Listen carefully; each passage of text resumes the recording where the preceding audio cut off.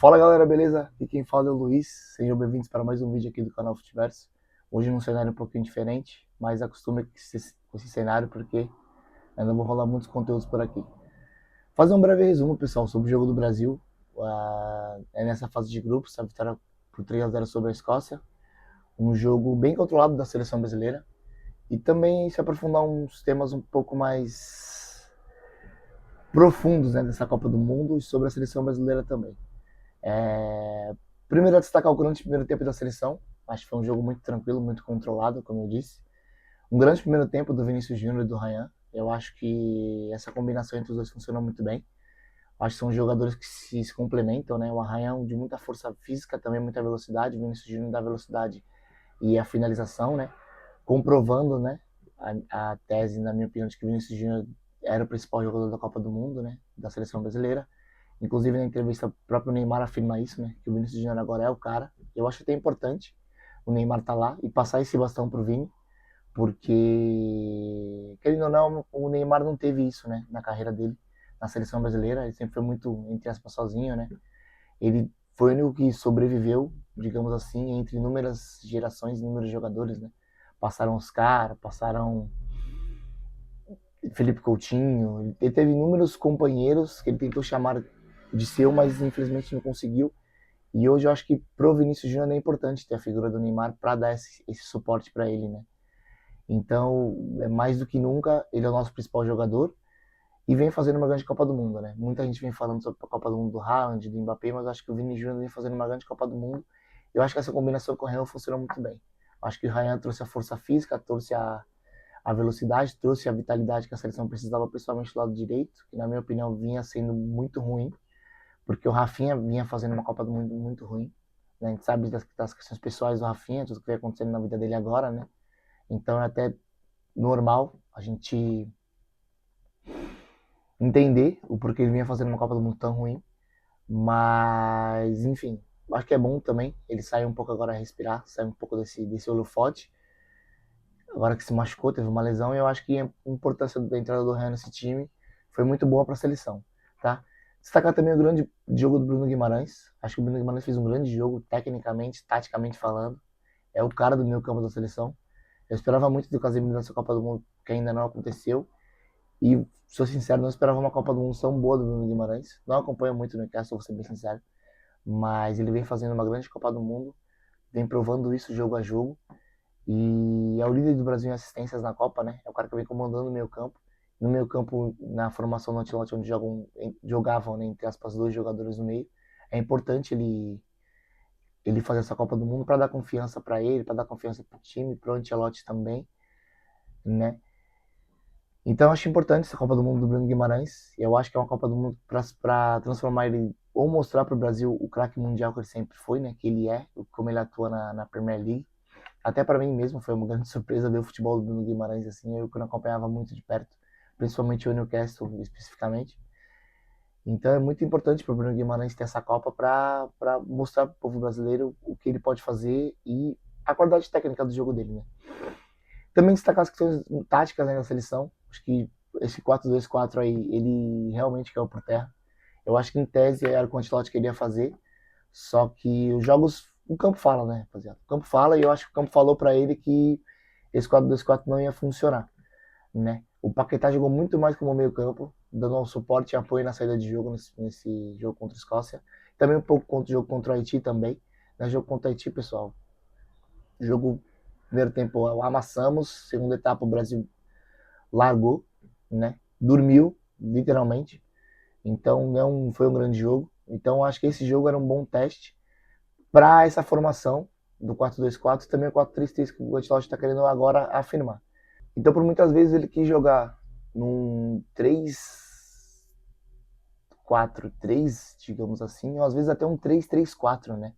Com Douglas Santos, que é o lateral esquerdo, virando um ponta pelo lado esquerdo do campo, o Ryan, lado direito, e com o Vinícius Júnior e o Matheus Cunha jogando por dentro, afundando a seleção da Escócia. Então eu gostei dessa formação, achei interessante, principalmente contra seleções que vão soar inferiores, né? Seleções que vão querer baixar a linha. Como eu falei, essa Copa do Mundo maior, com mais seleções, abre espaço para seleções que tecnicamente não são tão boas quanto o Brasil. Então eles vão querer baixar muito a linha. Então eu achei interessante essa mudança tática que o Ancelotti fez no time. Achei importante para mostrar que também versatilidade, né? Não é só uma formação, não é só uma forma de jogar, né? A pressão alta funciona muito bem, tá funcionando muito bem, com os 3 caras da frente, às vezes com os 4 caras da frente. O Ryan vem fazendo, como eu disse, Ryan vem fazendo muito bem essa função. O próprio Vinícius Júnior teve o gol anulado de uma forma bizarra, na minha opinião.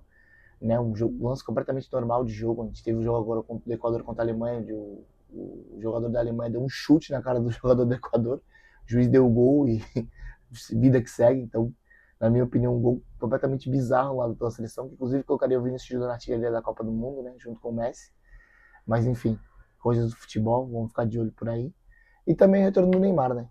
Eu tinha falado um pouco dele no começo do vídeo, mas eu acho importante reiterar o retorno do Neymar. Eu acho que ele é um grande ícone para esses caras, não só para esses caras, mas para quem é fã do futebol brasileiro. Né? Ele é um cara que representa muito para esses jogadores, principalmente para essa nova geração, Rodrigo, Estevão, quem estão na Copa, Vinícius Júnior, Matheus Cunha, Ryan. Ele é um grande ídolo desses garotos, né? Ele é um cara que representa tudo que esses garotos quiseram, sonharam em ser um dia, né? Então eu acho importante ele estar no grupo, ele estar no elenco. Eu acho que ele não é mais o principal jogador, como eu disse também no começo do vídeo. Eu acho que ele é um cara que vem para agregar a seleção brasileira, para ajudar esses garotos, como diz, passar o bastão, né?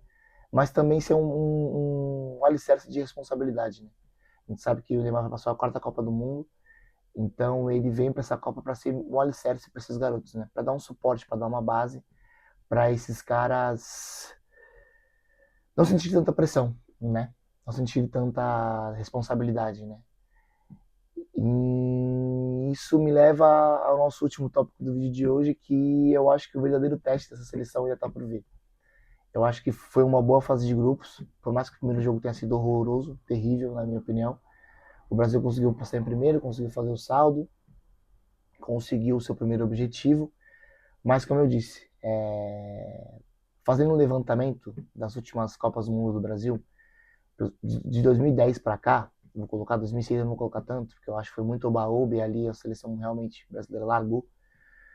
De 2010 para cá, 2010, 2014, 22, 2018, 22, na minha opinião, a questão da seleção brasileira nunca foi técnica e nem tática, tá? Eu acho que a gente ainda tem material humano, temos grandes jogadores. Eu acho que a questão da seleção brasileira ainda, na minha opinião, é emocional, é psicológica. 2010 a gente foi eliminado pela Holanda, desculpa, num total colapso nervoso, tanto de Júlio César quanto de Felipe Melo. Né? O primeiro tempo o Brasil simplesmente amassou a Holanda, e eu acho que o Brasil seria campeão naquela Copa do Mundo em 2010. Para você que não lembra, a seleção da Espanha fez uma péssima Copa do Mundo em 2010, péssimo, horrível. Então eu acho que o Brasil era o grande favorito para ganhar aquela Copa do Mundo se passasse da Holanda. Tá? Provavelmente a gente pegaria o Uruguai na semifinal, e o Uruguai, enfim. Então, num colapso nervoso, o Brasil ficou fora da Copa. 2014 eu não preciso nem lembrar, né? O que aconteceu, a maior tragédia da história do esporte, no Mundial, na minha opinião, não existe nada pior do que 2014, meu ponto de vista do futebol. Eu acho que foi a pior coisa que aconteceu para qualquer time, qualquer seleção. Nada vai mudar aquilo, né? 2018, a seleção bem confiante. A gente tem um bom 5 minutos contra a Bélgica, uma cabeçada na trave do Thiago Silva, a bola do Brasil não entra e a gente faz um gol contra. A partir do momento que o Brasil sofre o seu gol contra com o Fernandinho, o Brasil desaba.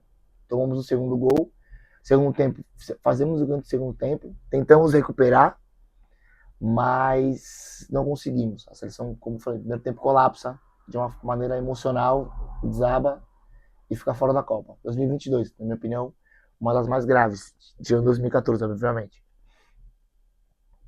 Um jogo duro, um jogo difícil contra a Croácia amarrando o jogo. E aí conseguimos achar o gol com o Neymar, aquele gol que seria pô, histórico, épico, para levar a gente numa semifinal contra a Alemanha ou contra uma própria Holanda. E a gente, como eu falei, sobe a linha, sobe a marcação, faltando 4 minutos, ninguém entendeu até agora por quê. Tomamos o gol de empate, a seleção colapsa emocionalmente, nos pênaltis, cai de novo. Então eu acho que a questão da seleção brasileira não é mais técnica ou tática. Na minha opinião, nunca foi. Sempre foi uma questão emocional. Esses caras carregam muita pressão para cima deles. né? Esses caras carregam um legado de uma camisa muito pesada. E que às vezes vai pesar mesmo. A gente está falando da maior seleção de todos os tempos. Talvez a maior camisa. Talvez não, com certeza a maior camisa do esporte mundial. Qualquer lugar do mundo que você for, se você for de camisa amarela do Brasil, as pessoas vão te reconhecer. Então, isso justifica também as convocações de Danilo, de Alexandro, de Neymar, de Casemiro, de Fabinho. São jogadores experientes que já passaram para a Copa do Mundo e que podem dar esse suporte emocional para esses garotos novos que estão chegando. Então, eu acho que foi uma boa primeira fase. Passamos em primeiro, concluímos o objetivo, mas na minha opinião, no meu ponto de vista, o teste de verdade ainda está por vir. Eu quero ver essa seleção agora no mata-mata. Agora, principalmente que tem um jogo a mais no mata-mata, a chance de enfrentar mais seleções europeias, a chance de enfrentar mais jogos decisivos, é isso que eu quero ver na seleção. Agora essa seleção vai ser realmente testada.